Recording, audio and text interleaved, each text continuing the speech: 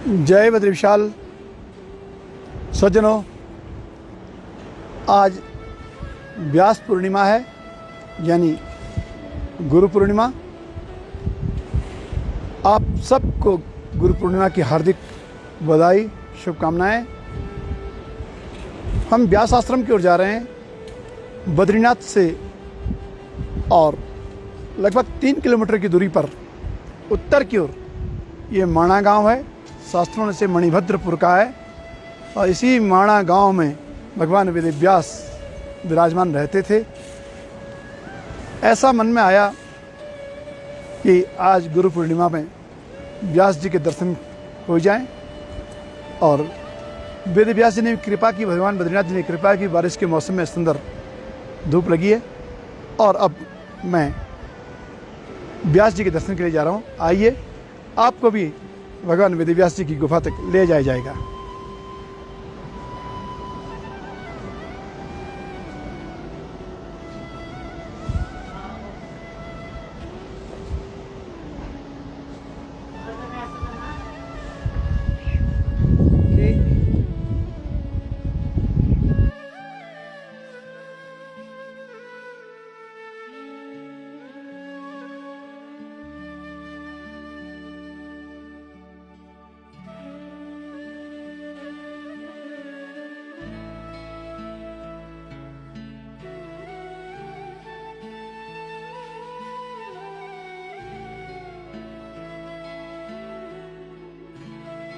तन्मे मनः शिव संकल्पमस्तु।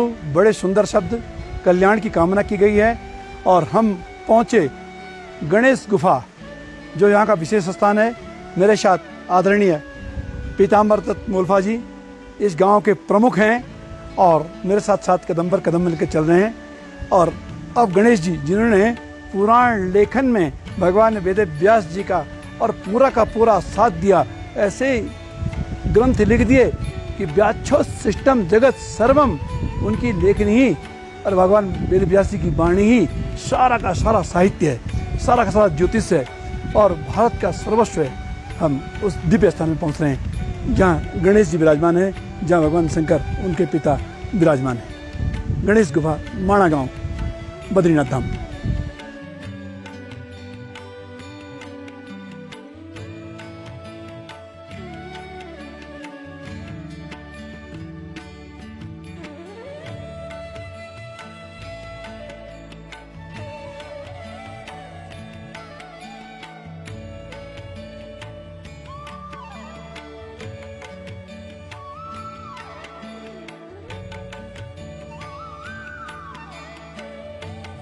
हम पहुंच गए हैं भगवान वेदव्यास जी के श्री चरणों में।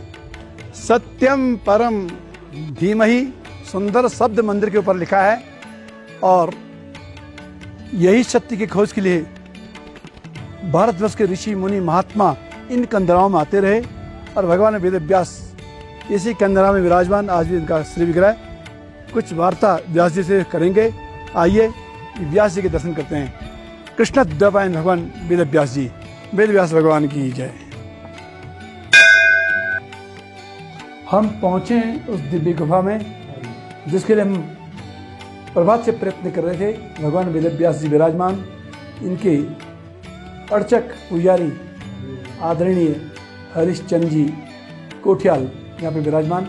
कोठियाल जी, आपसे निवेदन, थोड़ा सा भगवान वेदव्यास जी का परिचय देने की कृपा करेंगे। आदरणीय परम पूज्य बद्री विशाल के धर्माधिकारी जी श्री उनियाल जी हमारे सम्मुख विराजे हुए हैं वेदव्यास जी के सानिध्य में।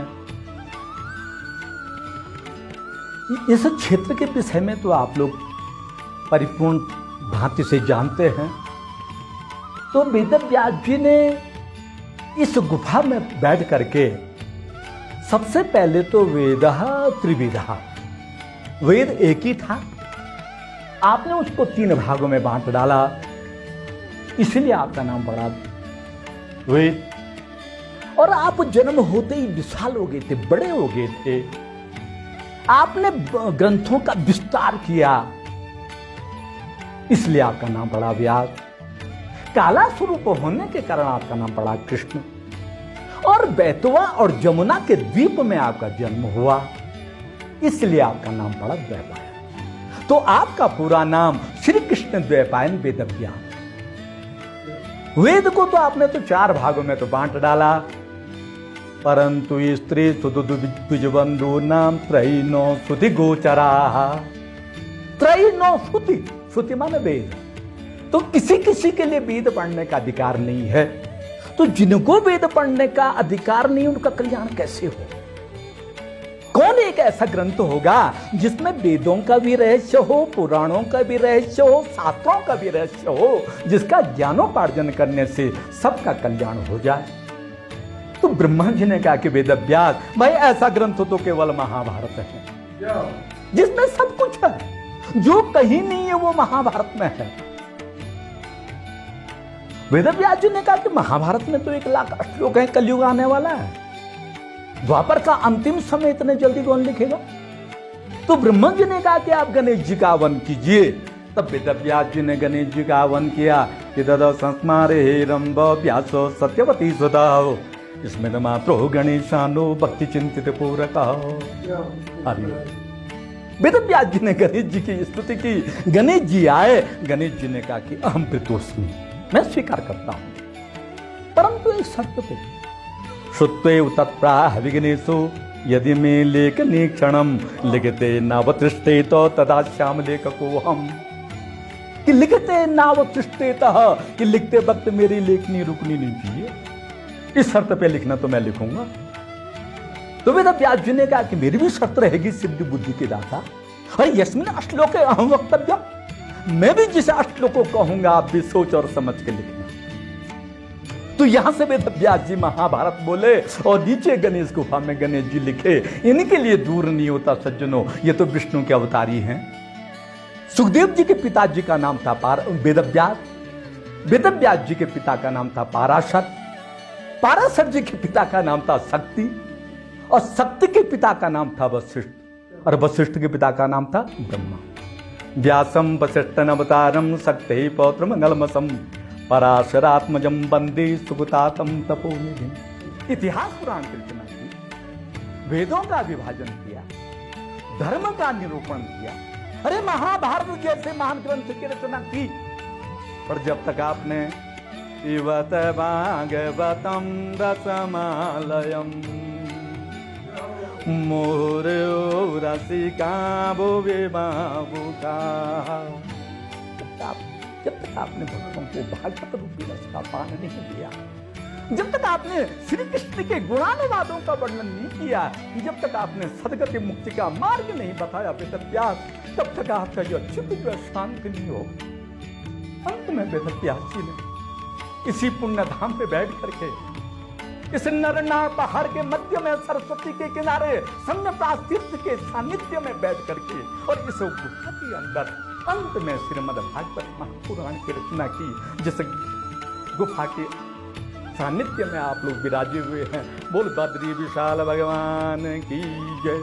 वेदव्यास जी का प्राचीन स्वरूप, इससे पुरानी मूर्ति। वेदव्यास जी का नया स्वरूप 1996 में चेन्नई के अर्जुन दास आहूजा जी ने आप ही के सानिध्य में और माँ भागवती माई की प्रेरणा से और आपके सानिध्य में इस विशाल मूर्ति की स्थापना की। हम अधिक क्या कह सकते हैं आप लोगों को, ये सारा श्रेय आप लोगों का है। भगवान विष्णु सुखमुनि जो जन्म होते ही घर बार को छोड़ करके और जंगल की ओर चल पड़े। बड़ा आनंद आदरणीय पुजारी जी श्रीमान हरिश्चंद्र कुटियाल जी, हमारे मित्र भी हैं आप, और भगवान वेदव्यास जी के अर्चक भी आप। नित्य भगवान को स्नान कराते हैं, भोग लगाते हैं, पूजा करते हैं, शयन कराते हैं। आपके चरणों में प्रणाम करते हैं। और हम उस दिव्य गुफा में जो भारतवर्ष की धरोहर है, विश्व धरोहर कहेंगे, इस गुफा के भीतर बैठे हुए हैं। और जैसा आपने कहा, ब्रह्म नद्याम सरस्वत्याम आश्रम पश्चिम तेड़े सम्यक प्राश इति ख्यातस ऋषिणाम सत्रवर्धना, उस दिव्य क्षेत्र को जैसे ढूंढते बड़े बड़े ऋषि मुनि महात्मा शंकराचार्य आदि पहुंचे, उस स्थान में हम अभी आके बैठे। शर्मदम ज्ञानदम चैव, आनंद आ रहा है और कुछ प्राप्ति भी हो रही है इस आश्रम में आकर के।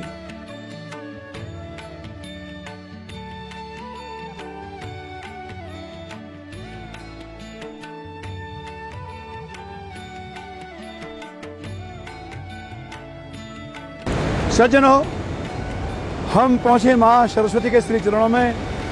ये सरस्वती बेग से आती हुई, कहते हैं भगवान वेद व्यास जी ने जब आह्वान किया तो बेग से सरस्वती आई है और छंद, पुराण, ज्योतिष, वेद, वेदांग, सबका सब जितना भारतीय साहित्य है इसी सरस्वती के बेग में आया भगवान वेद व्यास जी ने, और अपने कर्णपुट से उन अक्षरों को पहचाना, इस नाद घोष को पहचाना और लिखना प्रारंभ किया। नारायणं नमस्कृत्य नरं चैव नरोत्तमं देवीं सरस्वतीं व्यासं ततो जय मुदिरेत। और भारतीय साहित्य की, भारतीय पुराणों की, भारतीय ज्योतिष की और वेदों के लेखन की वो लेखनी उठ पड़ी। ये यही स्थान है, ये सरस्वती भगवती के दर्शन हो रहे हैं। ये साक्षात एक बहुत बड़ा सारस्वत तीर्थ है। आप सब इसका लाभ उठाएं, दर्शन करें। ये सामने भीम का पांव का चिन्ह, पांव का निशान, स्वर्गारोहणी जाते समय भीम ने इस पत्थर को और किनारे करके भीम पुल बनवाया था।